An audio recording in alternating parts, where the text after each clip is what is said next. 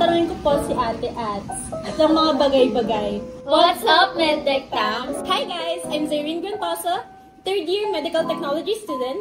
And I'm Joshelle Julian, your incoming second-year student. I'm Shane Ia Mariconda, an incoming second-year MedTech student. And I'm Atalie Mary Kizay Aquino, an incoming fourth-year MedTech student. Ayan, so alam naman natin na pag naging MedTech student na kayo, kailangan nyo ng tackle box or phlegm kits. There will come a time na hingan kayo ng prof nyo na magdala kayo ng phlegm kit, phlebotomy kit, or tackle box. Tawag namin dito tackle box or phlegm kit. So, ito yung complete version. Medyo complete. Ito yung mabigat. Mabigat siya and malaki siya as you can see. Naalala ko nung second year ako, giyang akong bumili ng phlegm kit. 3 layers din. So, kompleto siya, girl. Tapos, nung araw-araw ko na siyang dinadala, nakakapagod dalhin. Laki-laki kasi. So, this is fake. Hindi totoo to. Ito ang reality! Hey! Hindi naman kailangan ganito kalaki. To be honest, I'd suggest na maliit lang or kahit pouch lang yung dalhin nyo. Kami nga, may mga na-encounter ako na friends ko na ang dala lang is Ziploc bag. Or kaya yung pencil case nila, nandun na lahat. Kasi nga, ang hirap nga namang magdala ng ganito ng kalaki or yung mas malaki pa na phlegm kit. Diba, ang hassle na dalhin araw-araw. So, kung ano lang talaga yung mga kailangan nila, yun lang yung dinadala nila. Pero, ayan, ipapakita ko sa inyo kung ano yung laman ng phlegm kit ko. We're gonna open it na, guys. Okay, ayan. Ay, ganda! Para siyang hagdan, guys! So, ano masasabi mo sa phlegm kit ko? Napaka-organized at Hindi ako pininiwala.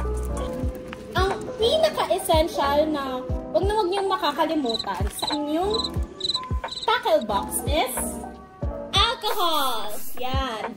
May mga profs kasi kami na pag walang alcohol, nagagalit sila kasi syempre importante nga naman na yan, you protect yourself. So, ito yung pinakaunang essential, alcohol. May inoculating loop. Pero hindi nyo kailangan ng inoculating loop pa. Sa ano pa to? Sa bakte pa to. And then, ito, What's this? What's this? meron kasi tayong mga syringe. So, pag kukuha ka ng dugo dito, pwedeng syringe or ito evacuated tube system holder. Pag pagkakuha mo ng dugo using a syringe, ang mangyayari is, isa ka mo siya i-transfer sa isang tube. But, with evacuated tube system kasi, pag evacuated tube system ka, pwede kang maglagay ng dugo, pwede kang kumuha ng dugo sa maraming tube na sunod-sunod na. Kunyari, 2 yung kailangan or 3 tube, dire-diretso na siya. Yan, using a multi-sample needle, tapos ganito, pag nakaano na siya dito mo, para madali lang siyang kukunin. Parang kailangan nyo lang sundan yung order of throw. Curious lang ate, bakit magkakaiba ang colors nila?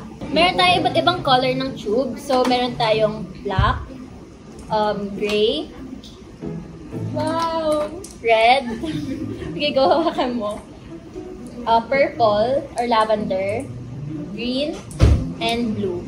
So, kaya tayo, ito pa pala, and gold top. Ito EDTA, lavender top. For HEMA naman to, ginagamit namin to for HEMA. Tapos ito, red top. Ito, madalas namin to gamitin sa chemistry. Pati din itong yellow top. Ito, light blue top for coagulation studies, heparin tube, and oxalate fluoride. Namin to nagamit, pero ginagamit namin to minsan for HEMA. Then, ayan, meron din tayong marker. I suggest, wow, hindi to sponsored pero I suggest, bumili kayo ng fine needle na tip. Okay, mapayag na walang label ha, bad yan! Tandaan, mislabeling or walang label is a mortal sin sa laboratory. Ito pa, sobrang importante nito, bawal ang hiraman nito. Pagkukuha ng dugo, usually gumagamit tayo ng tourniquet. Sample. Pero sa amin dito, i-apply siya 3 to 4 above the antecubital fossa. Bakit mula ng above? Above! So, mga dito yon. So that marunong kayo magbilang, guys. Oo. Actually, eyeball mo lang siya. So, ganyan. Ganyan lang siya. And then, fist mo. Then, ayan, mas magiging prominent yung vein.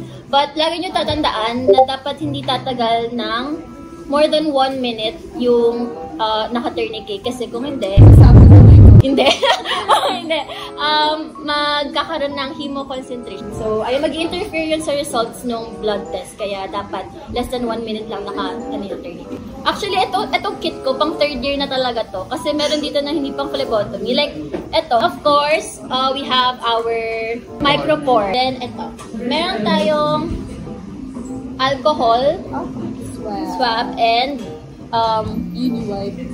Povidone iodine swab. Ayan. So, meron ako dito na alcohol pad na box. So, pag bibili kayo, bumili na rin kayo ng isang box kasi mabilis siyang maubo. 2x2 gauze pad. Yan, di ba mga medyo nakakaahon-ahon tayo sa hirap, kaya naka-gauze pad tayo. Pero pwede din naman bulak. Kung di talaga afford yung gauze pad, pwede naman bulak. Ay, baliktad. Kung di afford yung bulak, ay, balik!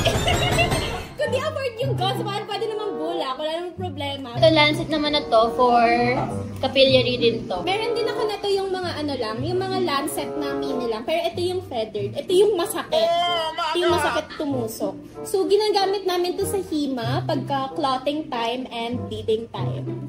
So, meron tayo here na, kung pakita mo lang sa kanila, butterfly syringe. So, pag ganito, mostly ginagamit siya for small, fragile veins, di ba? So, yun yung sa mga essentials pag nag-aaral ng medtech, kailangan nyo ng slides. Pwedeng frosted or yung regular lang, but mas maganda kung frosted kasi mas madaling sulatan. So, Ang laki niya guys. ito yung mga disposable syringe. One-time use lang to, guys. And, depende sa cc or ml yung kung gaano kadami yung kailangan yung dugo. Yeah. Look. Minsan nagpapakuha dyan yung mga prof niya 10cc.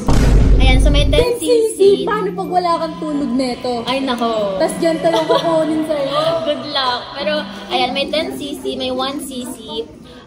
Pero usually, yung ginagamit namin ay 5cc. So, kailangan nyo lang mag-stock up talaga sa 5cc kasi ito yung usually ginagamit. So, guys, demo mo lang ang may karapatang tumusok sa balat natin. Ay, dito sponsor. Wala nang iba.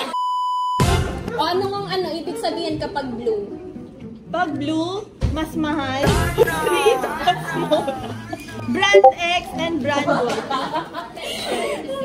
Pag blue, 23. Pag green, 21. Huwag niyo kakalimutan yung face mask nyo kasi syempre, nagdi-deal kayo sa mga body fluids, sa mga dugo, ganyan.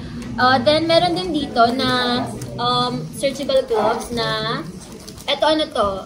sterile. Bumili na kayo ng isang box. Okay na yun. Ang bilis makaubos na sa isang sem, guys. Tama. Okay na siya. Enough na siya for one sem. Actually, hindi niyo maubos kahit mag-share-share lang rin kayo ng friends niyo. Nagambagan May kayo. gloves ka ba? Lugi ka pag ikaw lang yung bumili, tapos i-share mo lahat. Kawawa ka naman. Tama. Ambagan na lang kayo. Ambagan, guys.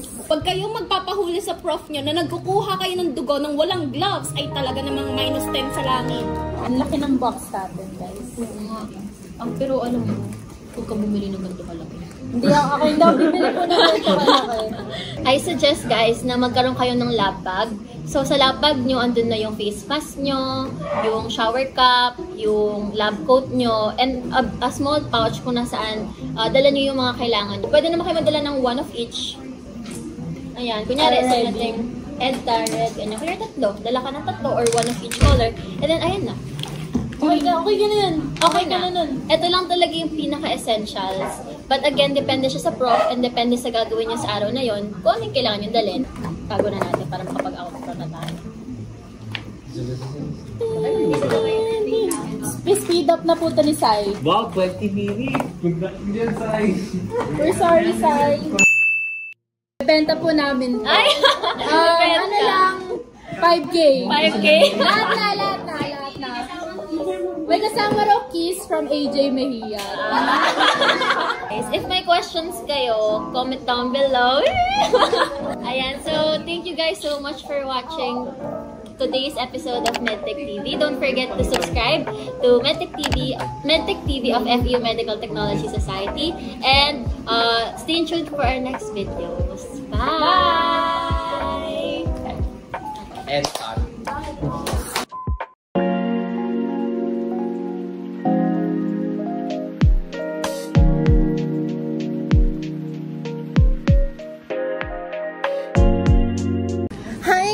Welcome to my vlog!